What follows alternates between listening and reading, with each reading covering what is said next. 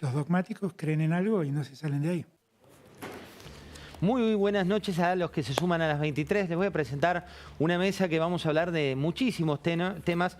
Mónica Gutiérrez, muy bienvenida. ¿Cómo andás? Muy bien. Ramiro Marra, muy bienvenido. Muchas gracias. Querida Paz Rodríguez Niel, muy bienvenida. Camila Olavián, muy bienvenida. Esteban Wolf, emprendedor, bienvenido. Nicolás Gadano, también bienvenido. Hola, buenas noches. Arrancamos con la placa de lo que va a pasar el 9 de mayo, la placa de los paros que quiero compartir con ustedes. Y me interesa tu opinión, Mónica. Se viene un nuevo paro nacional. ¿Qué significa? Bueno, significa que la CGT quiere seguir reteniendo su espacio de poder, su presencia. Yo el otro día le preguntaba a Pichetto cómo es esto de que se sacó de la ley laboral, de la reforma laboral, el tema de los aportes solidarios.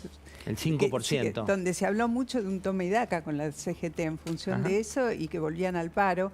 Y bueno, ahí no hay una respuesta clara, ¿no? ¿Hubo negociación? ¿No hubo negociación? ¿Volvieron? ¿No sirvió esa negociación? ¿Salen por otra cosa? Tienen por detrás la imagen tan fuerte que dejó la marcha universitaria. Hay que empardar eso para marcar una presencia en la calle. Sí, es muy distinto. Y el caldo de cultivo arranca mañana con lo que va a pasar en el transporte. Te repetimos lo que va a ocurrir entre las 8 de la mañana con algunos segmentos, sobre todo el de Metro Delegados, donde vas a tener molinetes levantados por 2 horas. Vas a tener también la agenda por parte de los colectivos y en el caso de los trenes, por ahora no están adhiriendo como para complicar el servicio, pero sí va a haber demoras. ¿Qué significa esto, Ramiro? Dirigentes sindicales que quieren llamar la atención, que quieren seguir teniendo poder político para hacer daño. Seguramente se dan cuenta que ya estamos cada vez más cerca de terminar las paritarias y que van a tener menos poder de discusión. Simplemente son esos, referentes sindicales. Creo que los trabajadores no nos sentimos representados por estas personas.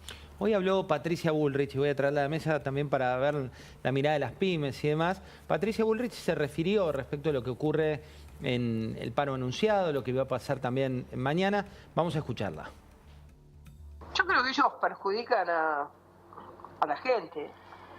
El que tiene un comercio que necesita trabajar todos los días, no puede estar cerrando o que la gente no llegue a comprar porque se queda en su casa, porque no hay transporte.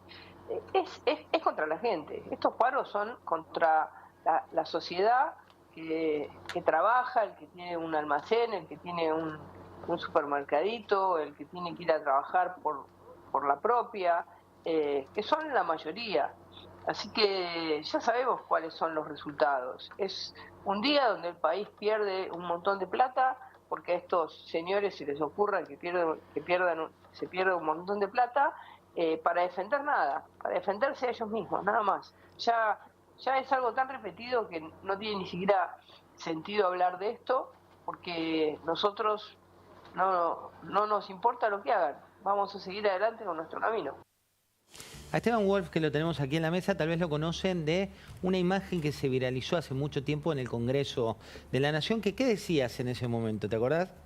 Y decía que había que volver a las bases, que valga la redundancia de la ley que estamos discutiendo hoy, que teníamos que honrar a nuestros abuelos que habían venido a hacerse la Argentina y abuelos que en su momento vinieron pobres, sin idioma, a un país que no sabían que había. Y se hicieron algunos ricos agropecuarios, comerciantes, carpinteros, ferreteros, y hicieron mucho dinero en la Argentina, pero es la misma Argentina la que después los fundió y es la misma Argentina la que terminó exiliando a sus hijos y a sus nietos.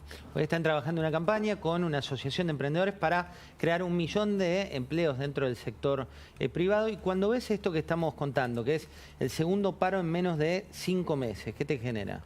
Creo que el sindicalismo en la Argentina no está ayornado, no entiende lo que está pasando en la Argentina, pero tampoco habla con la gente. O sea, para empezar, el mejor plan de negocios para la Argentina, pero para todos. Para un presidente es eliminar los planes sociales y transformarlos en trabajo. Pero para un sindicalista, el mejor plan de negocios es que haya más trabajo y que la gente vaya a trabajar Porque si va a haber más trabajo, va a haber más gente afiliada al sindicato. Y es lo que el sindicalismo hoy no quiere entender. Que también el mejor plan de negocios para el emprendedor y para el empresario es que haya más trabajo. Por eso es un círculo virtuoso que genera más consumo. Nicolás, ¿por qué cuesta tanto que el sector privado genere nuevos puestos? Digo, cuando uno ve la matriz de empleo en la Argentina, cuesta que el sector privado despegue. ¿A qué lo atribuís? Sí, bueno, tengamos en cuenta que hay un contexto de que Argentina hace muchos años que no crece, ¿no? Somos una economía muy estancada hace tiempo. De hecho, el PIB per cápita cae. Y además, en ese marco de recesión, hay un esquema laboral complicado, especialmente para las pymes.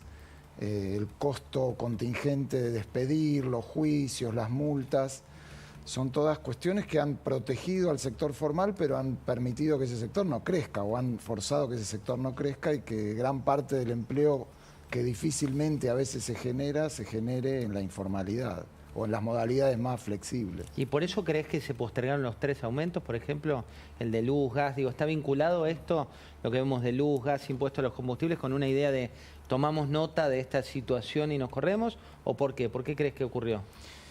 Mira, yo ahí lo veo con otro lente, que es en el programa económico el gobierno está apostando muchísimo a que la inflación baje en el corto plazo de manera directa, ¿no? Sin ningún cambio, muy ambicioso en llegar a tasas muy bajas, en un contexto que es muy difícil porque en el medio de todo eso el gobierno está haciendo algo que había que hacer, que es corregir desequilibrios en precios que estaban muy mal. Empezando por el tipo de cambio, ¿no? Recordemos, y luego las tarifas, la tarifa de transporte, la energía, las prepagas. Bueno, evidentemente eso impacta en el salario real, en el ingreso disponible de la gente, pero creo que es algo ineludible que hay que hacer. Bueno, el gobierno está aspirando a que la inflación de mayo dé más baja que la de abril y la de junio dé más baja que la de mayo, y por ahí en ese camino empieza a zigzaguear o a ir para adelante, ir para atrás, en cosas que me parece que inevitablemente va a tener que hacer. Entonces no sé si es bueno postergar esas cosas. Mira, hablando de esto, y me voy al ala derecha de la mesa por ubicación geográfica, José Mayans habló y se refirió a un debate que es muy importante, imagino, Ramiro, para tu espacio, que es lo que viene en materia del Senado. Y mirá lo que decía Ipaz, me gustaría que nos cuentes por qué dice lo que dice y también lo charlamos con Mónica. Mirá. ¿Patria vota completo en contra de esta ley?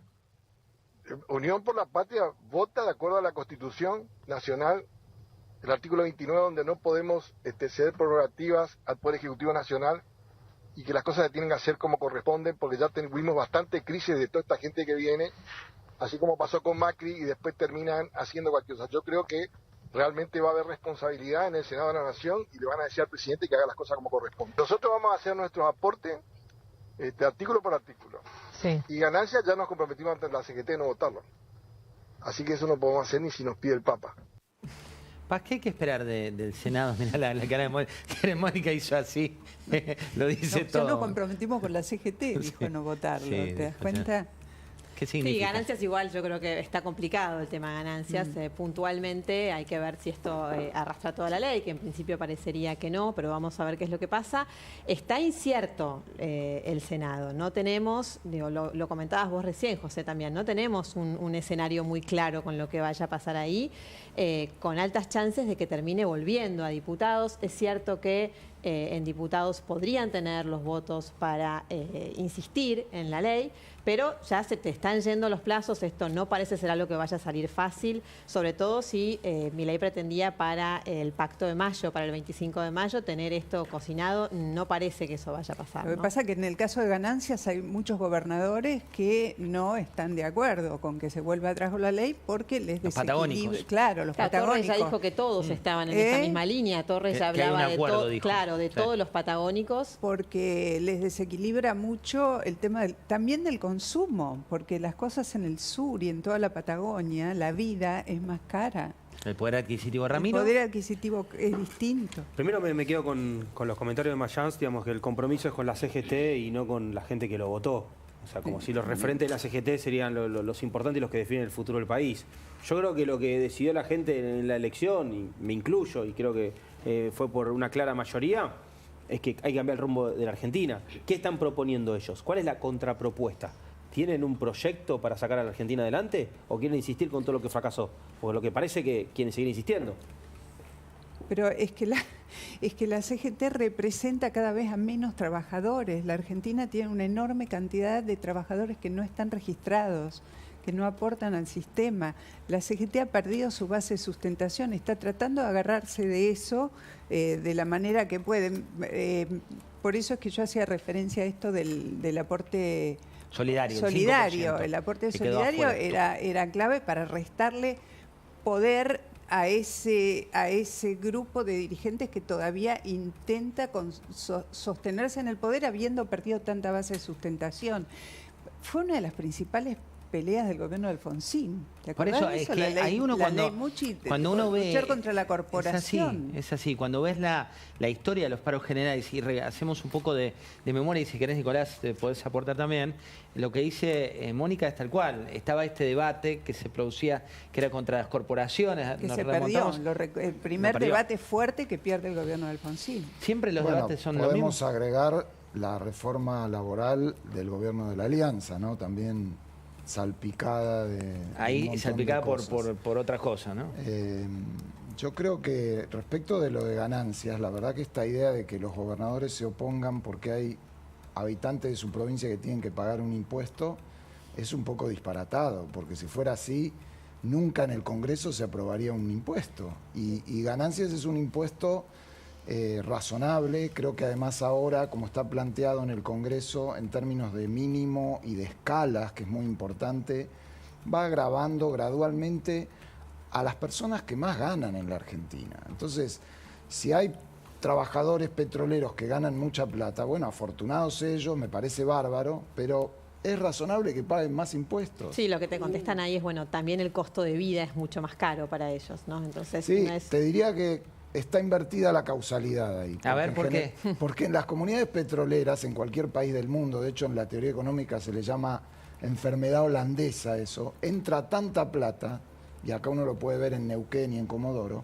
que el costo de vida en esos lugares aumenta en general, incluyendo los salarios. Entonces no es que los salarios sean altos porque el costo de vida es alto, es que la renta petrolera hace aumentar todo. Bueno, pero ahora, no todos viven del petróleo en la Patagonia. No todos viven del petróleo. La verdad es que cuando hay una economía tan recesiva que los gobernadores van a defender la capacidad adquisitiva que mueve la economía. Eso es inevitable. Digo, no estoy defendiendo la posición, estoy diciendo que es lógico que piensen así. Sí, pero del otro lado tienen sus propias finanzas. Y ahí está donde puede alguno, no tal vez en bloque, pero llegar a decir, bueno, ¿qué vamos a hacer con esto? Porque de un lado necesitan los ingresos a partir de ganancias, que son coparticipables, por otro lado necesitan defender a los trabajadores de sus provincias que tienen salarios más altos. Así que es una espada y la pared para ellos, porque también necesitan reforzar sus propias finanzas. Después está el otro tema absolutamente conflictivo, que es el del tabaco. Para mí es un tema totalmente maldito, que irrumpió en el debate de diputados y rompió todos los bloques. Rompió todos los bloques y está bueno. Mostrarnos la composición, por ejemplo, del Senado, que tenemos ahí una placa para ver cómo viene este debate, que finalmente incluyó al señor del tabaco, quedó por la coalición cívica integrado, ¿no? Fue Paz, corríjame si no, fue la coalición la que logró... Sí, efectivamente, con varios acuerdos y sobre todo con muchísimas abstenciones, lo que te habla de una votación muy regular, ¿no? Este es el Senado en el cual se va a debatir esta ley base, que es fundamental, sobre todo, no solo para lo endogámico del gobierno local, sino también para cómo nos miran desde afuera, ¿no? Un poco, Ramiro, esa es la clave de esta ley. Mayans dijo que eran 33 diputados, ahí son 17. Senadores, perdón. Senadores. No hay 33. Está dividido el bloque en dos. Tiene dos partes. Te suma los 33. No, lo digo de manera irónica para que veamos, el tipo de cosas que hace el kirchnerismo, porque seguramente fue alguna estrategia legislativa para sacar algún tipo de beneficio. Que en esa se unen, decir. Para no olvidarnos, claro, para no olvidarnos lo que hace el kirchnerismo constantemente. Pero ahora van a votar todos juntos. Hay que ver, porque hay ciertos gobernadores del peronismo que entendieron que lo que nosotros planteamos es el camino correcto, como el gobernador de Tucumán o el gobernador de Catamarca. Claramente eso también seguro le genera distorsiones internas al peronismo, porque hay algunos que, como decimos nosotros, la empiezan a ver y nos empiezan a acompañar en este cambio de reformas profundas. Mira, hablando de eso... Sí, hay una cosa que hay que tener en cuenta que se vio mucho en diputados. Esta cosa de que te alineás con tu bloque, la disciplina partidaria, no existe más. Eso unos años atrás era de fierro. Sí, era Vos vertical. estabas en tu bloque, Era vertical. Eso detonó. Es un fenómeno nuevo, nos enfrentamos con un escenario muy diferente. Hay que ver si todos van a responder a sus gobernadores. Sí, y sobre el tema tabaco, también como se partieron los bloques en diputados, ojo con que se partan los gobernadores, porque hay algunos, como Gustavo Sáenz de Salta, que ha tenido una postura muy dura con respecto al tema del tabaco y dice esto tiene que pasar porque afecta a los productores tabacaleros. Lo mismo pasa con Misiones, lo mismo pasa con Entre Ríos. Entonces, ahí recordémosle al que no siguió el caso, es básicamente que una empresa tiene unos incentivos que el resto no. Claro, hay una empresa que desde el 2017 no paga el impuesto interno mínimo, con esto se modifica todo el esquema tributario y pasan todas a pagar un impuesto sobre el 73% del valor que define la AFIP que valen sus cigarrillos. Ya ni siquiera lo reportan ellos, cosa que generaba distorsiones por subdeclaración.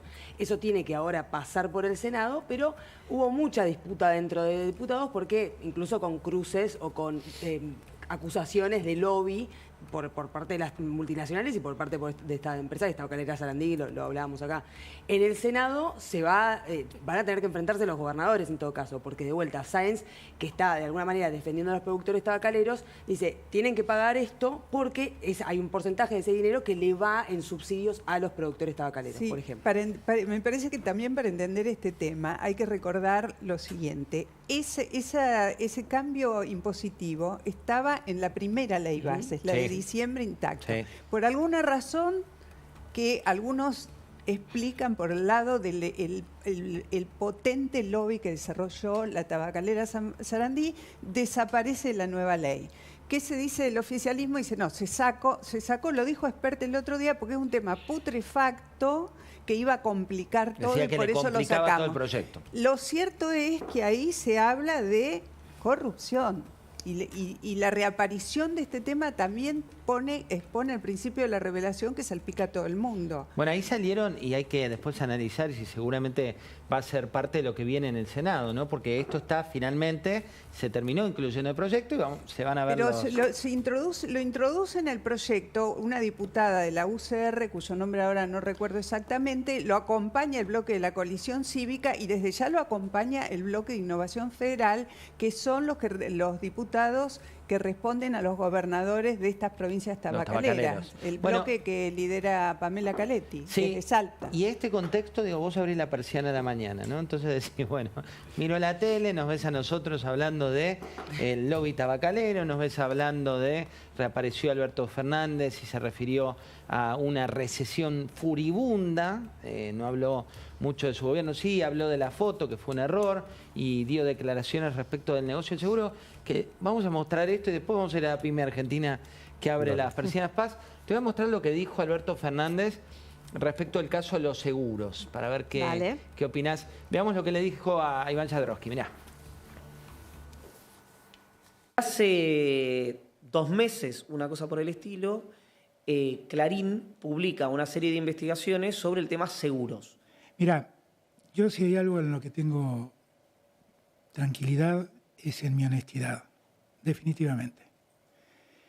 Este es un invento absoluto de un diario que además tiene un broker de seguros que se llama Risco, un grupo empresario que se llama Grupo Clarín, que tiene un broker de seguros que se llama Risco. Y en verdad lo que habría que preguntarse es ¿qué hizo el decreto de Alberto Fernández? Miren, hasta ese decreto cada uno se aseguraba con quien quería. Y en todos los casos había brokers. Y ahí sí, el mecanismo de corrupción era muy fácil. Muy, muy fácil. ¿Qué hizo Alberto Fernández? Disponer que todos los seguros del Estado monopólicamente los asegura Nación Seguros. Tuvo una consecuencia de transparencia y además es una medida de política económica. Bueno, esta causa que que está diciendo que se prepara para la defensa y demás. Sí, Alberto Fernández reaparece hoy después de mucho tiempo, le da esta primera entrevista a Iván Jagodowski en Cenital.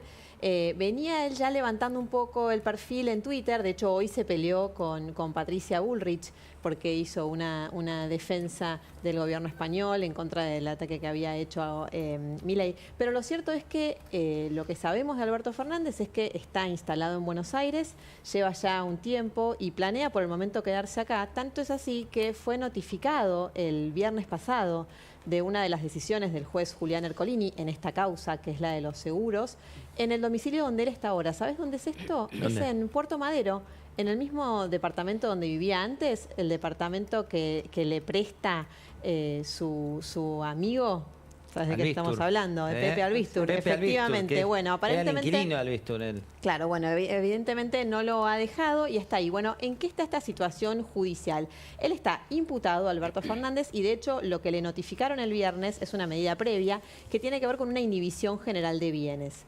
¿Qué es lo que dice? Escuchábamos recién los argumentos de su defensa. Él dice que el decreto que él firmó, que de acuerdo con la hipótesis judicial habilitó a que existieran todos los negociados, que bueno, mucho hemos contado también en La Nación, hubo una nota en Roda de Clarín, pero después lo hemos desarrollado mucho. Camila, justamente que la tenemos acá, ha hecho grandes investigaciones vinculadas con el tema, pero lo que nosotros sabemos es que la hipótesis de la justicia es, bueno, acá hay un decreto que es el que firma Alberto Fernández, a partir de ahí sucede lo que aparentemente habría sucedido en negocios donde involucran a Martínez Sosa, que es amigo de él y marido de su secretaria. ¿Qué dice Alberto Fernández? Que esto nada tiene que ver, que su decreto, de hecho, tan bueno es que se sigue utilizando al día de hoy y que nunca se derogó, y que lo que establecía el decreto es que había que recurrir a Nación Seguros, o sea, una suerte de monopolio de Nación Seguros para evitar justamente que hubiera otros involucrados. Bueno, veremos qué es lo que pasa, pero la decisión primera que tiene que tomar Alberto Fernández es: ¿se presenta o no se presenta? La justicia le ha dicho, si no se presenta le vamos a poner a un abogado defensor público. Él lo está analizando, no lo tiene decidido, y después es si recusa o no al juez Julián Ercolini. Hay otro enorme capítulo muy interesante, porque muchos se han enfrentado a Alberto Fernández con Julián Ercolini, eran compañeros de cátedra, los dos eran discípulos del Bebe Rigui en la Facultad de Derecho, y después han tenido, sobre todo, Alberto Fernández ha dicho cosas muy graves respecto del juez Ercolini desde hace muchos años. Cree Alberto Fernández que hay motivos suficientes para la recusación, veremos si avanza en ese sentido y después si se lo dan o no. Bueno, ahí hay un punto. Dice, no hay nada en esa causa, no pasó nada. ¿Qué fue lo que pasó? Contale brevemente a la gente. Lo que ocurrió es que a partir de 2021, a partir de este decreto que él mismo menciona, se acelera la colocación de brokers en los seguros del Estado. No solamente los seguros patrimoniales, sino también las ART, que es un capítulo un poco más novedoso de esta historia. ¿Qué hacía el broker? El broker cobraba una comisión a partir del seguro patrimonial para asegurar contra incendio, cualquier automotores, etcétera. Lo que se está notando y lo que está investigando tanto el fiscal como el juez es que esa colocación de broker era discrecional y en general beneficiaba a amigos de tal ministro o del mismo presidente.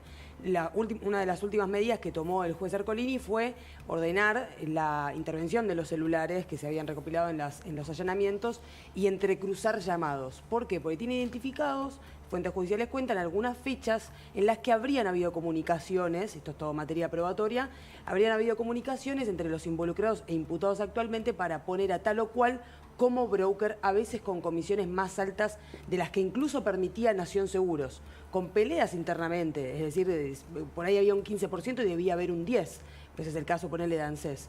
Y lo que se nota también es que la mayor parte de los seguros del Estado tenían a Héctor Martínez Sosa o a algunos que estaban afiliados a él a través de Unibroker, que era una de sus empresas, donde habían otros productores de seguros, y reportaban directamente a él a través de esta empresa.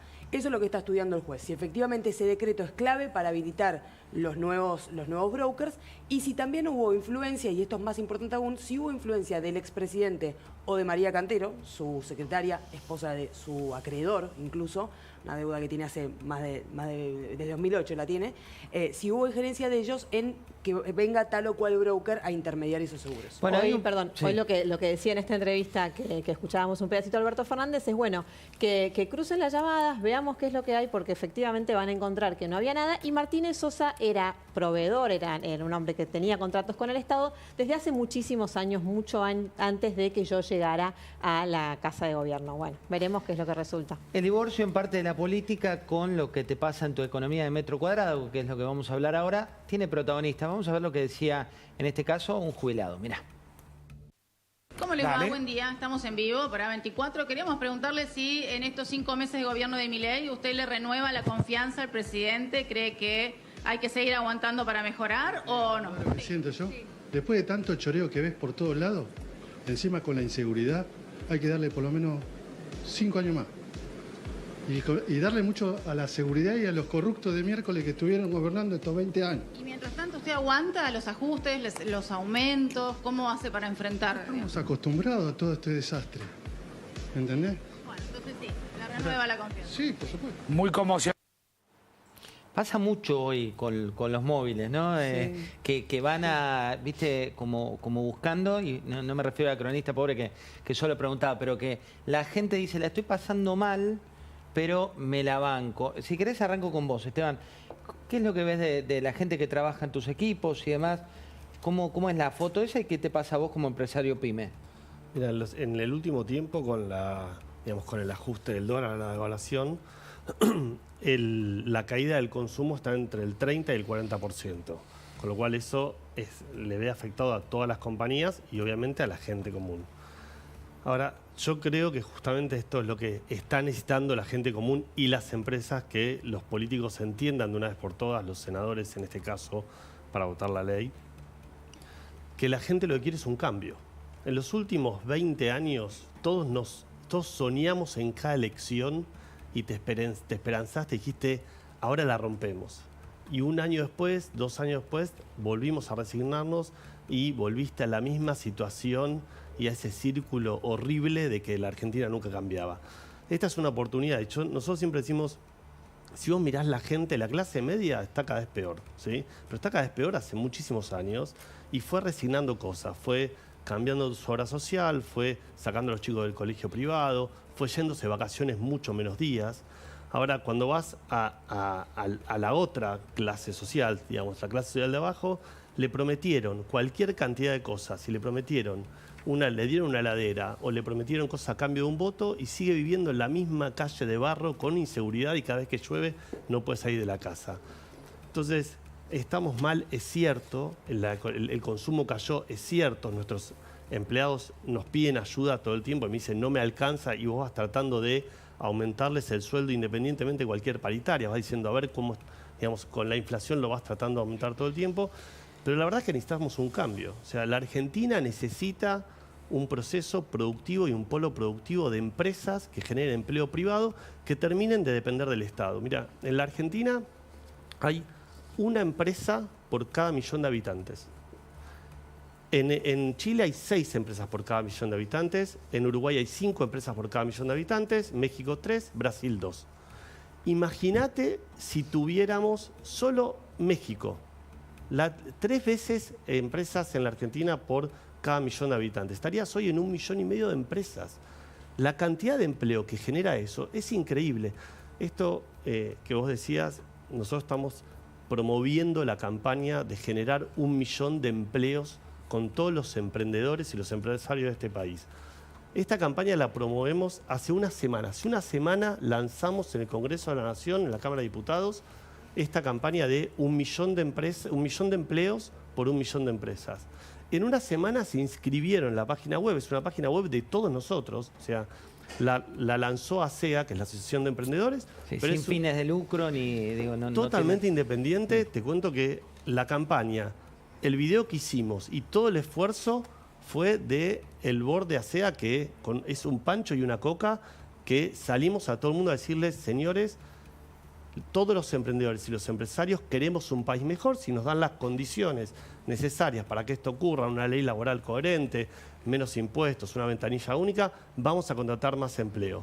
Ahora, esta campaña es pública. En una semana se inscribieron 3.000 empresas y en una semana se inscribieron 3.000 empresas prometiendo 20.000 empleos futuros. En Argentina hay 530.000 empresas. Si solamente 150.000 empresas se ingresan en 1.000.000 por 1.000.000.com.ar y se comprometen a dar trabajo, tenemos 1.000.000 de nuevos empleos en la Argentina. Es la mejor campaña de empleo de los últimos 30 años. Te pongo un punto ahí, le pregunto a Nicolás. Esta foto que estamos viendo de cierto pragmatismo en algunas medidas económicas, como esto que decíamos de frenar el aumento de tarifas de gas o ir con el tema de prepagas, tratar de retrotraer, ¿lo ves como algo positivo? ¿Lo ves como algo contra natura para el gobierno actual?